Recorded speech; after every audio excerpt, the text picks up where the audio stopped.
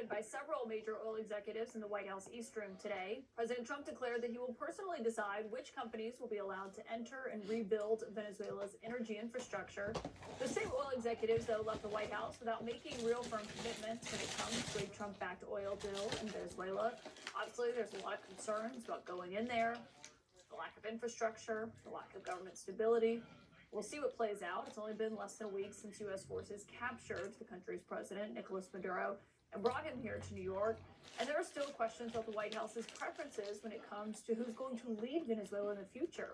I was there in the room, the East Room today, and I asked the president, because he's having an upcoming meeting with Venezuela's opposition leader, that is a Nobel Peace Prize winner, Maria Corina Machado.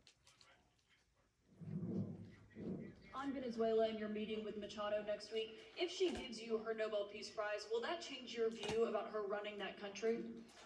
Well, I have to speak to her. I mean, I'm going to have to speak to her. She might be involved in some aspect of it. I will have to speak to her. I think it's very nice that she wants to come in, and that's what I understand the reason is, because Norway is very embarrassed by what took place. I can't think of anybody in history that should get the Nobel Prize more than me, and I don't want to be bragging, but nobody else settled wars. Obama got the Nobel Prize. He had no idea why. He still has no idea. He walks around and he says, I got the Nobel Prize. Why did he get a Nobel Prize? So in theory, you should get the Nobel Prize for every war you stopped. Every one of them was major.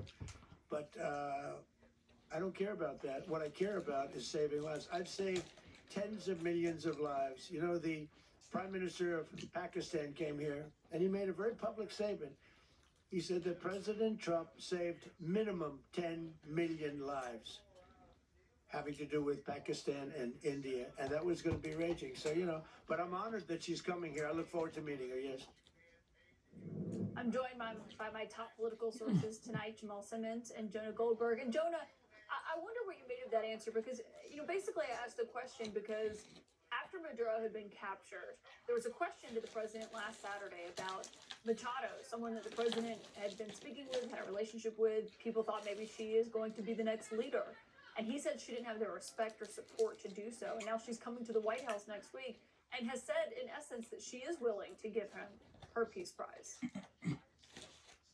Yeah, I find the whole thing pretty embarrassing. Look, it is entirely possible if you talk to serious people about Venezuela, some of them will tell you that if they tried to put in Machado, you would get elements of the regime, the military, security services breaking off, and there would be violence.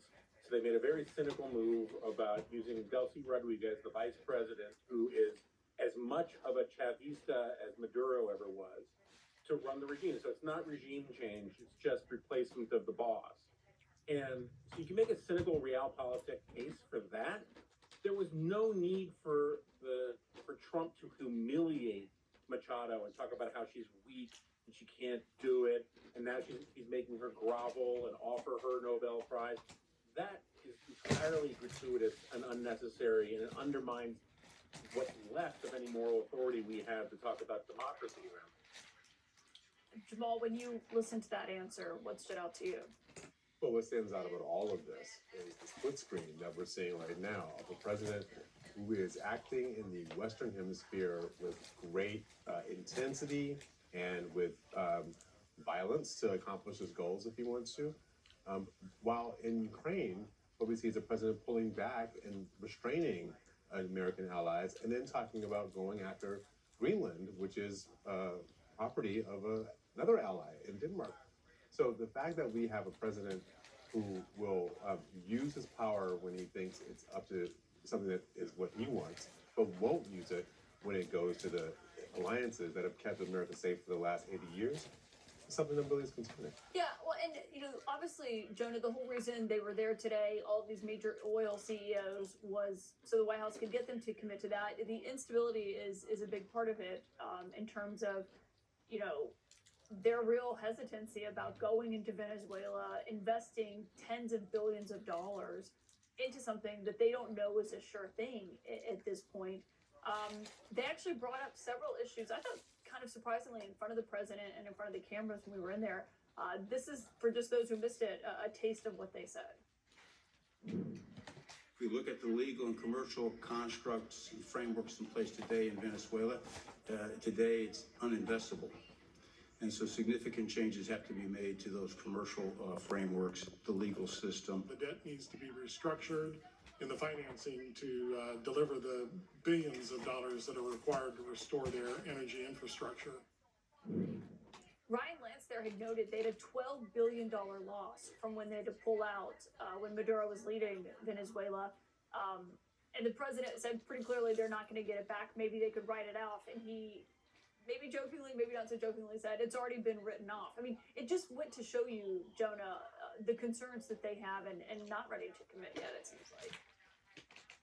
Yeah, I mean, so what the tie-in from the first part of this about the Nobel Prize and the stuff that Jamal was talking about is that at the end of the day, Donald Trump does foreign and domestic policy based upon his own sort of self-aggrandizement. What makes him look good? What makes him be able to say, I was right all along? So his tariff policy is the stuff that's been frozen in amber since the 1980s. You just swap out Japan for China. It's the same arguments. Similarly, with this take the oil thing, he was saying that about Iraq for a very long time. He always thought it was the most brilliant thing, you could say. And the problem is that whatever logic, as cynical or imperialistic as there might have been, whatever logic it might have made 20 years ago to take oil from another country, however that you're supposed to do that, we've had this energy revolution in this country with fracking. We went from a net world's largest importer to exporter. And one of the things you hear from people in the oil industry is he's screwing the domestic American oil industry with his desire to sort of flood the market with cheaper oil when the price of oil is already so low thanks to how efficient we are. It's just based on really weird, almost 19th century, forget 1980s, economics, and I just don't think he understands it, and none of these companies are particularly dying to clamor into Venezuela the way they might have been 25 years ago. Well, and speaking of the U.S. economy and what that looks like, the jobs report came out today. And Jamal, I asked the president because last night, if you were watching Truth Social, as